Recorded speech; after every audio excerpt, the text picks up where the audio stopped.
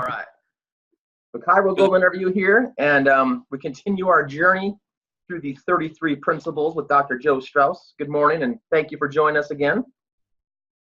And today we're going to try to, we'll go through principles 18 and 19 and focus on those. And then next time, we're going to spend some time really getting into principle 20, which is innate intelligence. So as always, what I'll do is I'll just start off by reading the principle, and then Joe, you give us your thoughts and insights into it and any comments you might have. So principle 18, signs of life. And it says the signs of life are the evidence of the intelligence of life. I'll read quickly here the description that Stevenson gives. He says, they are motions of the adaptive kind which show the presence and government of a localized intelligence. They differ from the motions of universal forces in that they show selection and the judgment of local intelligence in every phase. They meet, use, or oppose every environmental circumstance, if it is within the range of their limitations. There are 5 principal signs of life. Their names in order of importance are assimilation, excretion, adaptability, growth, and reproduction.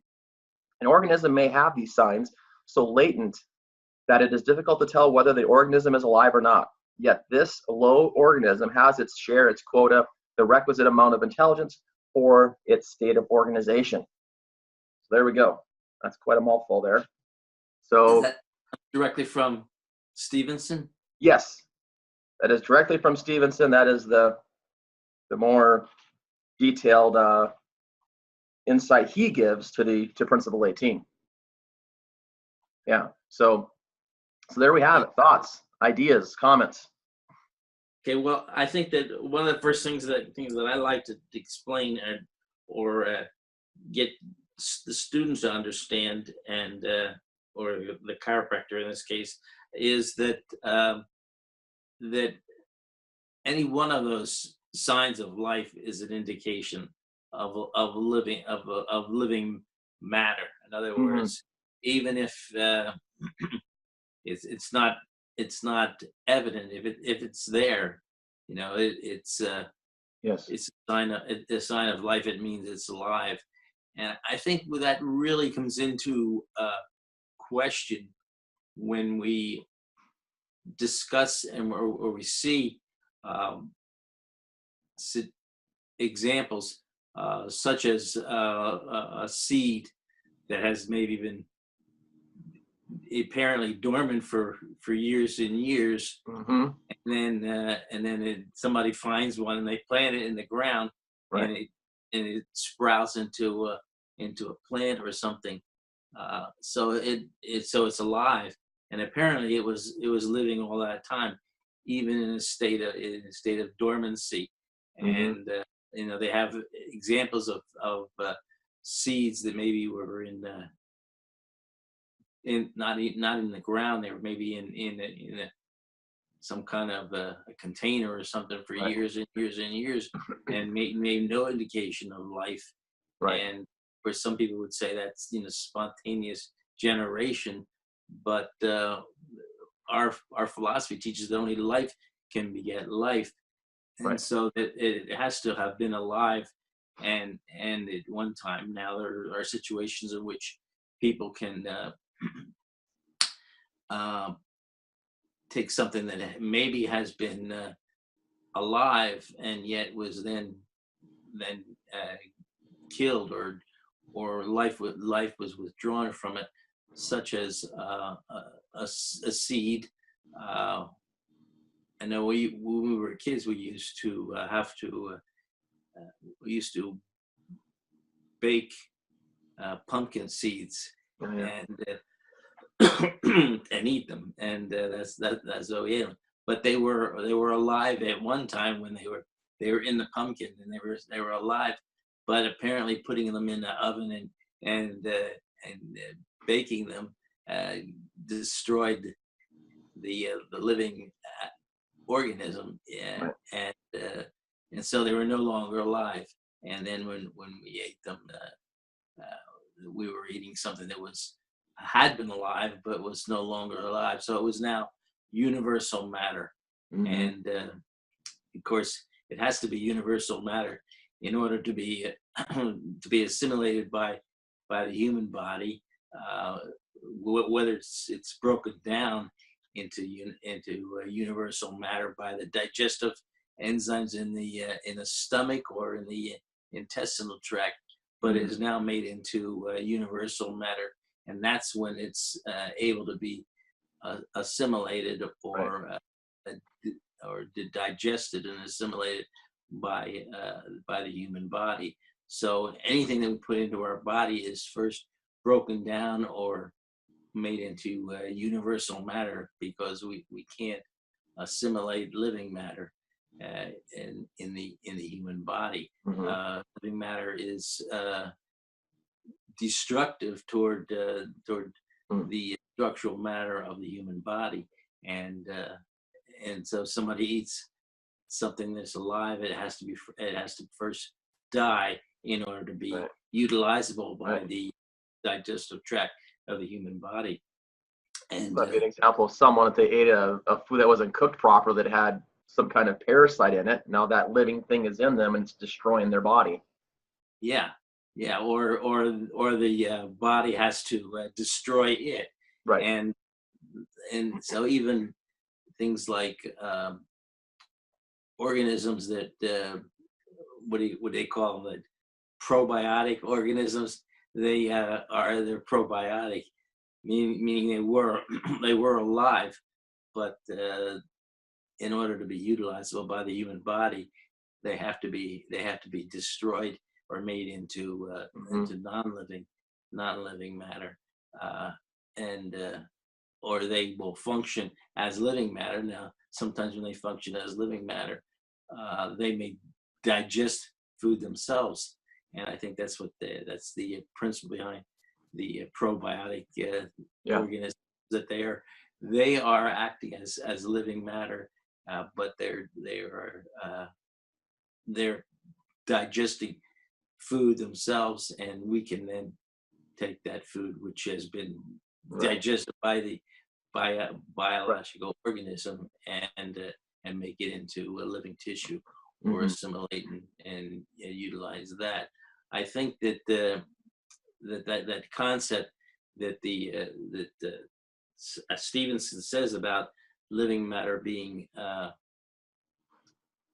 signs of life are assimilation, excretion, adaptability, growth, and reproduction. Yeah. What order does he put them in? He puts them in assimilation, excretion, adaptability, growth, and then reproduction. Okay. And according to him, he says that's the order of importance. So. Yeah, that's the order of importance.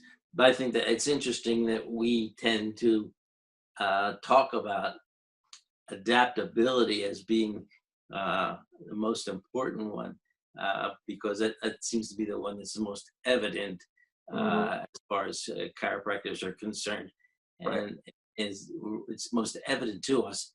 But it's third on the list. That's kind of interesting. And of course, the first one is assimilation and excretion, and those are the two that Stevenson says are in order of importance, and I would tend to agree.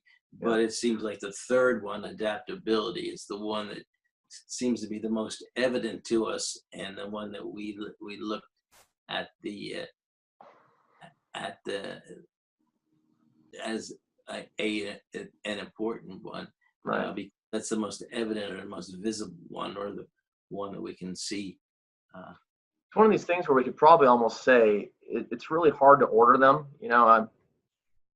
They're all 1A kind of a thing, because one without the other, you're in trouble. So you've got to have all of them. So it's really hard, I think, to put a priority on any of these over the other one. They're all, I would almost think of them as, they're all equally important. Yeah, but in that in that hierarchy, we tend to notice adaptability, because that's the most evident one to us. But like the seed that's been in a Egyptian pyramid for 1,000 years and is taken out and then put into the ground, it doesn't have any semblance of a living organism, but somehow it must have been still alive, or must have been innate intelligence within that seed in order for it to be able to sprout and become a living organism and but we don't seem to be able to notice that. So our ability to perceive that indication or that sign of life is obviously limited to our abilities, and it seems like the most obvious ability that we perceive is the ability to adapt, and so that's why we tend to mistakenly define adaptation as being a prominent sign of life, and so to our limited ability to see it, especially with the naked eye, we tend to make adaptability. And of course, when the human body is able to adapt, and we can see that when we sit out in the sun on a summer day and get our tan or our sunburn, we are seeing that the body is attempting to adapt. It may be limited to some way, but it's attempting to adapt to those rays, those universal force rays of the sun, and so we tend to notice that, and it becomes obvious to us with either the suntan, or the change in color of the skin, or the blisters that we get if we sit out there too long. But there's still adaptation is occurring, and we that's what is perceptible to us, and that's what we tend to see that. And in here, it's like, so our whole point is, like you were saying before, is that given the example of the seed again, we may not see all the signs of life, but we only need to have one of them to be present for there to be life there, or to have that evidence of intelligence. So there's intelligence in that seed, even though we're not seeing we're not seeing the reproduction of the seed yet. We're not seeing it can't assimilate anything. It can't take anything in while it's in that jar, but there's still something in there. Something's happening, because we know it when we put it in the ground. So we don't have to have all five. We only need to have one to have that evidence of intelligence. Right. But when that one seed is put into the ground, then apparently there's still life within it. It's still innate intelligence. All five are there, and it can begin to assimilate and create a living plant or seedling or whatever we want to call. But it's still it definitely it has life within it. There's life within that seed, and we of course see the same thing within the human organism, where we have reproduction, but we tend to be able to tell even before there is reproduction, we can spot and say, well, there's life within that body, and I think that's an issue that is becoming in the news even today, with the pro-life and the pro-choice people. There's still a difference, but the question is that life within the organism, or that life is still an organism, and it's alive within that mother's body, and it's still a living thing, and even it won't reproduce for there won't be reproduction for maybe 18 or 20 years before that seed within that human organism can reproduce. But But actually, there's different types of reproduction going on, because the body is reproducing itself. There's death of cells, and then there's the production of new cells. So we can look at it as in two different ways. Yes, the reproduction of having a new human being, but our body is in a constant state of reproduction in a sense, because it's always replacing cells that are dying and creating new ones. And that would have to fall under reproduction, because it's not assimilation, it's not excretion, it's not adaptability. I guess you could call it growth in some sense when a child is growing. But for me, I've stopped growing, but my body is still reproducing itself on an ongoing basis. So even they still do have that sign of life present. Exactly. So there's reproduction on a cellular level and a tissue level, and even an organ level in the principle of gestation. There's Right. There's a life there, and there's reproduction going on right there in making that organism, in making a new organism.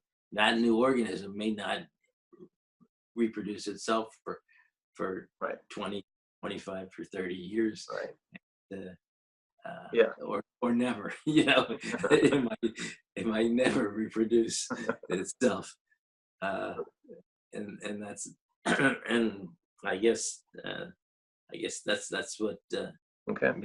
maybe a lot of the Republicans are hoping that's what's going to happen with Democrats. The reproduction will never occur, and we'll run out of Democrats.